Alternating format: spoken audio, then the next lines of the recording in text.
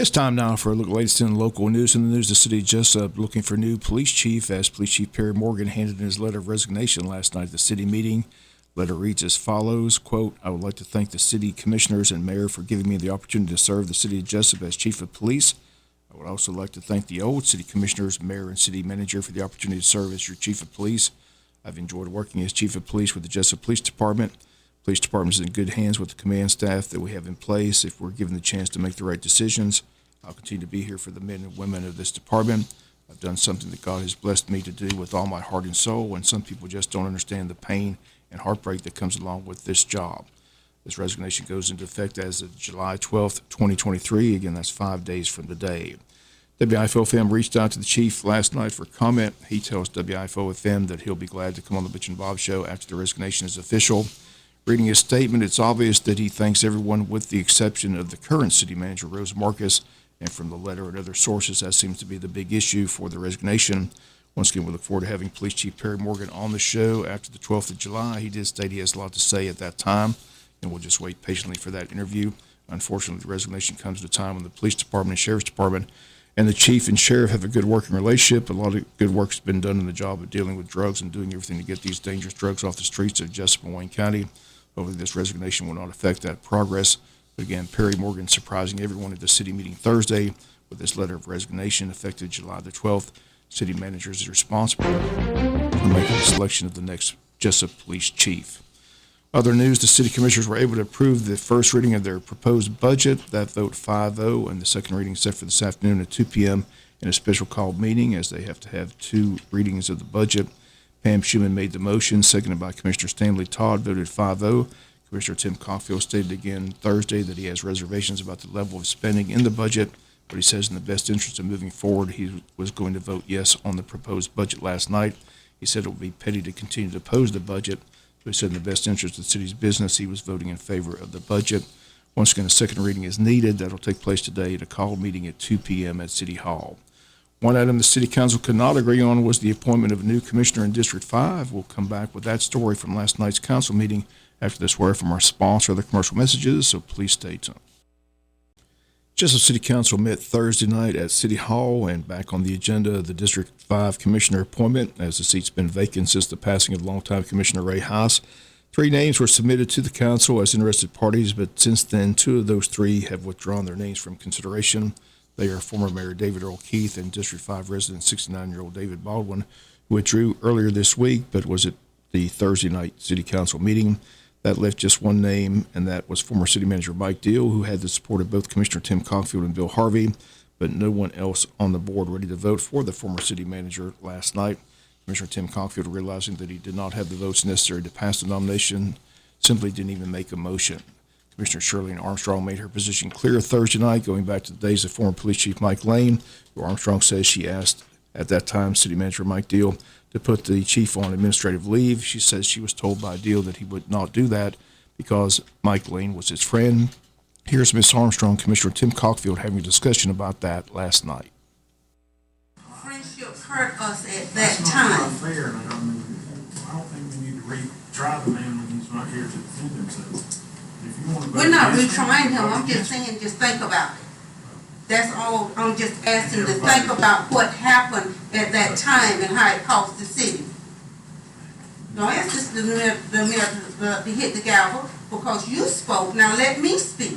Well, I was speaking. You interrupted me. You So, already spoke before I started speaking. You So started. you speak on your time, So and I'll I speak am. on my I'm time. speaking on my So time. who's got the floor? Shirley has the floor, then you. Go ahead. Thank Go you, ahead Mayor. and finish. But I just said we need to think about that because it costs the city a lot of money.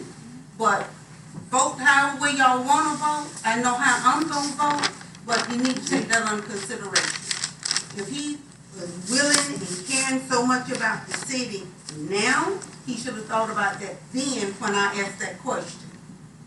Mr. Copfield, you have the floor. I got the floor now? Yes, sir. Or am I going to be interrupted again? You have the floor, Mr. Copfield. Okay, I don't think we need to try the man when he's not here to defend himself. I mean, if you've got something against the man, vote against him. But he's coming back one way or the other. Y'all might as well get used to it. And once again, that part of the conversation last night. Again, Commissioner Tim Caulfield didn't even make a motion on the topic, and WIFOM talked with him after the meeting to find out why. Commissioner Caulfield, after meeting, 2 items on the agenda. One was the revisiting of the District 5 Commissioner. There's no motion, no vote at all. Don't know if the governor's going to get involved, but you made a comment that you might deal with one way or the other. So you want to Well, I think I was a little bit frustrated at the inaction of some of our board. You know, when they think it's going to go their way, it's an emergent situation and we need to make an appointment. When they think it's not going to go their way, then we can just drag our feet and wait on the governor to appoint. When I said he's coming either way, I think there's a good chance that the governor will appoint him. At least I hope the governor does. He's the only person that's expressed any interest that's still in the running for it. The other 2 candidates have withdrawn their names from consideration. So when I made that statement, I probably wasn't real clear. My thought is that I hope the governor will make an appointment. We'll see. If he doesn't, I think there's a good chance. He's indicated to me that, none of us know what November's going to bring, but I think there's a good chance Mr. Deal will be on the ballot in November, and I think he'll probably do well. And so, he's probably going to be coming back. But, I mean, you're talking about a man that, I don't think it's fair to point out 1 or 2 mistakes when he had decades of service to the city, and he saved the city untold hundreds of thousands of dollars over all those decades. Then to point out 1 or 2 items where, maybe in hindsight he may have wished he had done something a little different. I think we all have those. But to hold up his appointment because of that, I just don't feel like is right. And it's certainly not right to bring something like that up in a meeting when he's not here to defend himself. It's not up to me to defend him. He can defend himself fine. And so, that'll be a choice that the governor will make or the voters will make in November. Why don't you make a motion? Because you knew it wasn't going to pass. Well, I didn't think it was. I mean, Commissioner Todd sat there and didn't make any statement. I asked Commissioner Schumann, she hauled around, and so obviously Commissioner Armstrong said she was not going to change her mind. So, I mean, I don't want to, there's no point in making a motion that's not going to pass. I felt like if someone had changed their mind, or we need 2 to change their minds, then, they would have probably spoken up and said something. So at this point, I think we just wait on the governor, and, the state law says the governor shall make an appointment. So hopefully he interprets that the same way we do, and he'll promptly do something after July the 12th. And once again, those comments of City Commissioner Tim Caulfield. So now that the City Council has not been able to make a decision on the appointment in District 5, which Mayor Ralph Hickox called an embarrassment last night, the appointment now in the hands of Governor Brian Kemp. We'll wait to hear from the governor or from his office. The other option is to simply let the voters decide. The issue in November as qualifying for the seat begins in August. Once again, the city not able to reach a consensus on who to appoint to fill the unexpected term of Ray House. $64,000 question is now, will the governor make the appointment? If so, who does he appoint? WIFO will continue to follow their story as it develops. Again, the city meets again today at 2 p.m. for their second reading of their budget. We'll come back with a final news note after this word from our sponsor of the commercial messages, so please stay tuned. Final note in the news, Wayne County Superior Court was in session this week, and on Wednesday morning, Superior Court Judge Roger Lane denied bond in the case of State of Georgia versus John Jankowski, who faces serious charges of sexual battery, criminal attempt to commit rape, and possession of a Schedule II drug. Jankowski arrested June 22nd after a 2-month undercover operation into complaints from women who claimed they were drugged at local drinking establishments in Jesup and Wayne County and then raped. On Wednesday, Assistant DA Tiffany Montenegro told Judge Lane that the state has 12 written complaints from women who claimed that John Jankowski drugged and raped them, and the state asked that the bond be denied in the case. Jankowski, defended by attorney Adrian Browning, who called several witnesses to the stand, who all told Judge Lane that they are shocked by the arrest and charges, and they simply don't fit the character of John Jankowski. But they know, and they claim he's innocent and is ready to fight the charges.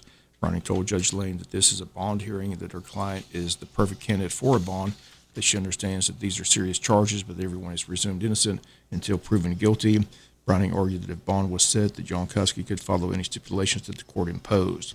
Roger Lane, after listening to both the state and the defense, ruled in favor of the state and denied bond in the case. And the assistant DA also stated that the undercover agent who was drugged and had to go to the hospital, the drug was opium in her system, and they found the same drug, opium, in the defendant's truck the night of the arrest. Once again, bond has been denied. Browning asked that the issue of the bond be revisited after a preliminary hearing, which is the next step. Judge Lane agreed. Again, no date on when that preliminary hearing will take place, but WIFO will continue to follow the story as it develops. State says this is an ongoing investigation, and they state more arrests and more charges could be made in the ongoing investigation. That's going to do it for latest in local news. Sports comes your way in a few minutes. Bob Morgan saying have a great day.